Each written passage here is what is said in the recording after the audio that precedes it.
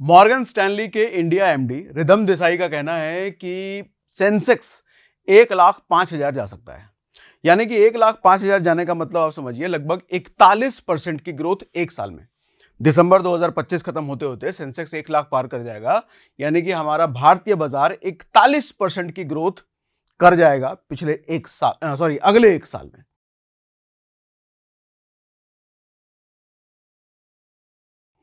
लेकिन हम जो इतने दिनों से बात कर रहे हैं कि भैया दुनिया भर के विशेषज्ञों का कहना है, कुछ लोग कह रहे हैं कि अगले 5 साल तक कोई ग्रोथ नहीं होगी, कोई कह रहे हैं अगले कुछ महीनों तक नहीं होगी, लेकिन इनका कहना है अगले एक साल में, एक साल से कम ही कह लो क्योंकि 2-3 महीने तो निकल गए इस साल में, 41% की ग्रोथ पॉसिबल है।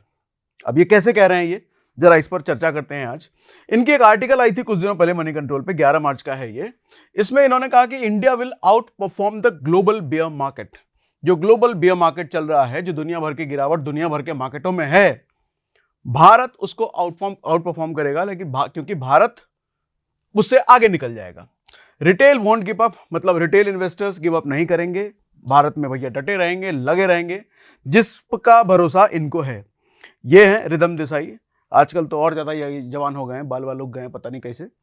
ठीक है, तो इनका ये कहना है। कौन है मॉर्गन स्टैनले? कौन है मतलब क्या है, कंपनी है ये। मॉर्गन स्टैनले एक American investment and research firm है। दुनिया भर के कैपिटल मार्केट पर रिपोर्ट बनाती है, अपना प्रोजेक्शन देती है। 89 सालों से इस फील्ड में काम कर रही है और 1935 में 13 लोगों के साथ इन्होंने कंपनी शुरू करी थी। आज 80,000 से ज्यादा लोग मॉर्गन स्टैनले में काम करते हैं। तो मॉर्गन स्टैनले पूरी दुनिया भर की एक बहुत बड़ी ऑर्गेनाइजेशन है और इनका प्रोजेक्शन अगर है कि अगले एक साल में 41% का रिटर्न भारतीय बाजार देगा, तो इसको हल्के में नहीं लिया जा सकता है। अब मॉर्गन स्टैनली को आप थोड़ा सा सीरियसली आप इसलिए भी ले सकते हो, भैया बड़ी कंपनी तो है ही। साथ में मैं इनका पुराना एक आर्टिकल देख रहा था इन पे, ये बेसिकली जून 2024 का है, 12 जून का। ये इलेक्शन का टाइम है, जब इलेक्शन का रिजल्ट आ रहा था, 4 जून को रिजल्ट आया था ना, उस टाइम इन्होंने बोला था कि global fund manager Indian market को अंडरवेट, मतलब हल्के में ले रहे हैं भैया, यहाँ बहुत पोटेंशियल है, बहुत अभी ऊपर जाएगा। और जून में बोला था, उसके बाद हमने देखा था कि मार्केट ऊपर की तरफ गया भी था, सितंबर तक जाकर के मार्केट ने अपना हाई बनाया था। तो यहां पर चलो इनकी बात ठीक थी, लेकिन इस बार इन्होंने कंडीशन भी लगाया है कि 1 लाख यानी कि 41% की ग्रोथ तो हो सकती है, लेकिन कुछ कंडीशंस हैं। कंडीशन पर भी अभी आगे बात करेंगे।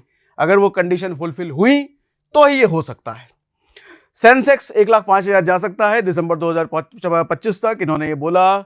सेम यही इकोनॉमिक टाइम्स में भी इन्होंने बोला था कि Indian equities to recover lost ground. जो लॉस्ट ग्राउंड मतलब जो जमीनी स्तर अपना खो दिया है, उसको वापस से ये रिकवर करेगी इंडियन मार्केट।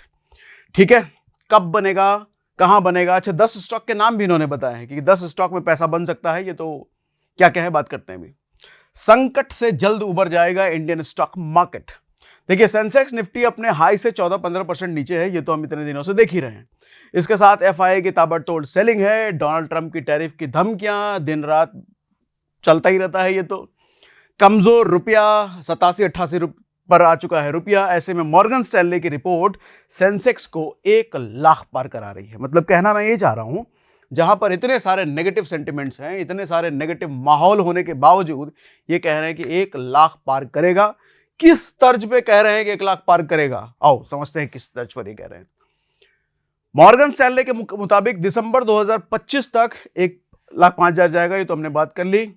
सितंबर से चल रहे करेक्शन का स्टॉक्स की वैल्यूएशन पर असर हुआ है, मतलब वैल्यूएशन घटा है। कोविड के बाद आज स्टॉक मार्केट में सबसे अच्छी वैल्यूएशन, मतलब इस लाइन पे जरा ध्यान दीजिएगा। ये कह रहे हैं कि कोविड के टाइम पे जो वैल्यूएशन गिर गई थी, उस वक्त अगर आप मिस कर गए, नहीं स्टॉक खरीद पाए, तो उसके बाद ये सबसे सही समय है बाइंग करने का, ऐसा मॉर्गन स्टैनले के एमडी रिधम देसाई कह रहे हैं।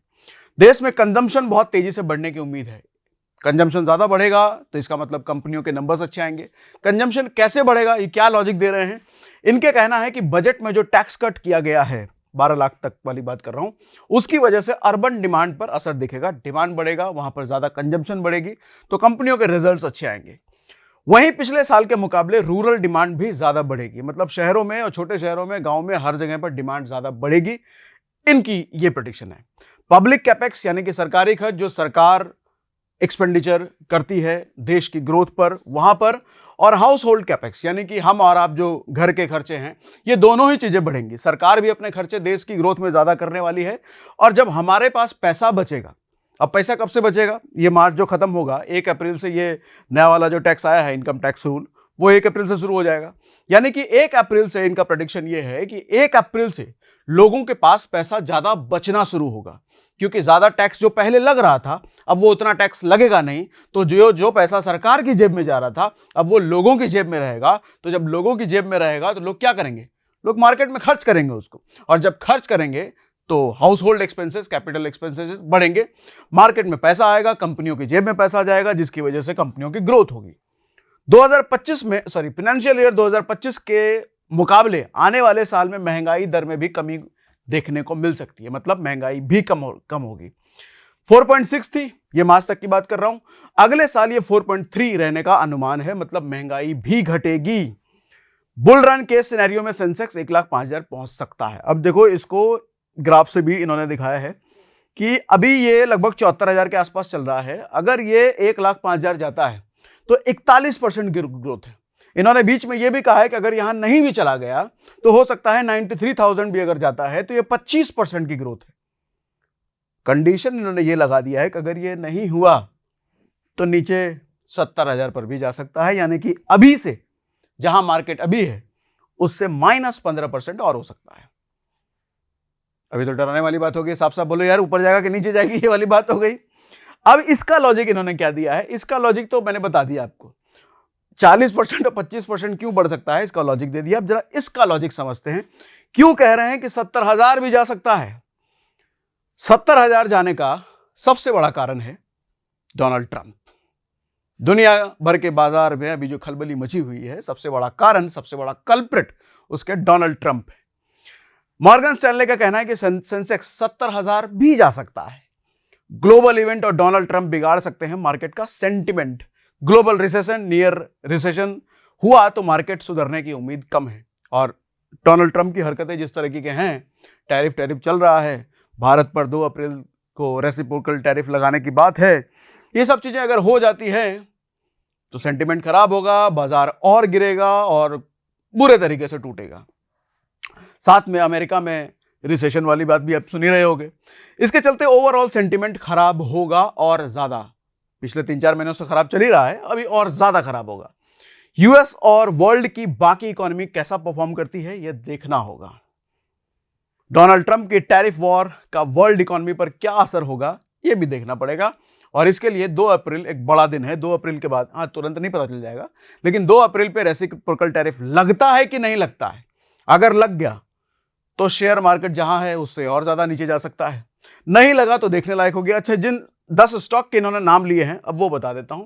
ये बेसिकली रेफरेंस मैंने कहां से लिया है वो भी दिखा देता हूं, अदरवाइज कहोगे आप अपनी मर्जी से तो नहीं बोल रहे। अपनी मर्जी से हम नहीं बोलते भैया, इतनी बड़ी बड़ी बातें।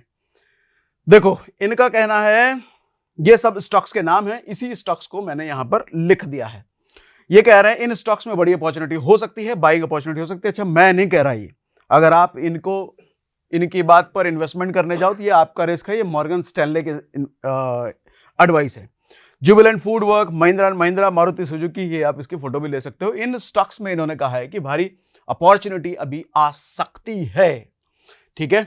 लेकिन सवाल ये है चाचा कि इन्होंने इतनी बड़ी बात तो बोल दी कि 41% की ग्रोथ हो सकती है, लेकिन जो सर्कमस्टेंसेस डोनाल्ड ट्रंप को लेकर चल रहे हैं वो तो हम देख रहे हैं। लेकिन एक चीज जो लगातार हर रोज हो रही है बाजार में, इसको हम कैसे इसको इग्नोर कर दें। क्या हो रही है, डेली की जो बिकवाली चल रही है। हालांकि कभी कभी लोग खुश हो जाते हैं, मैं आप न्यूज चैनल देखते होंगे, अरे सिर्फ 400 करोड़ बेचा है एफआई ने, अब तो लग रहा है अच्छे दिन आएंगे। लो भैया, अगले दिन 2800 करोड़ बेच दिया इन्होंने, सॉरी 2800 बेच दिया इन्होंने।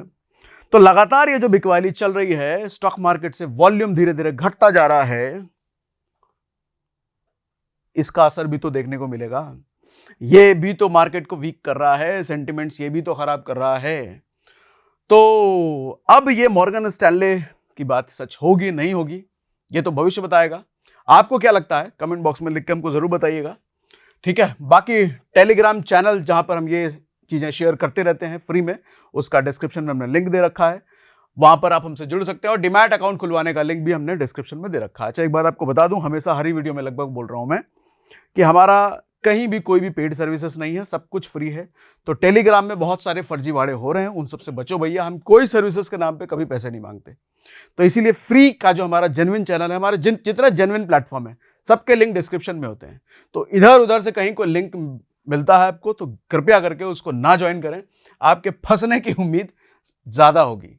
ठीक है, तो बस भैया इतना ही। बाकी आप बताइएगा आपको क्या लग रहा है इन दिनों मार्केट में जो चल रहा है।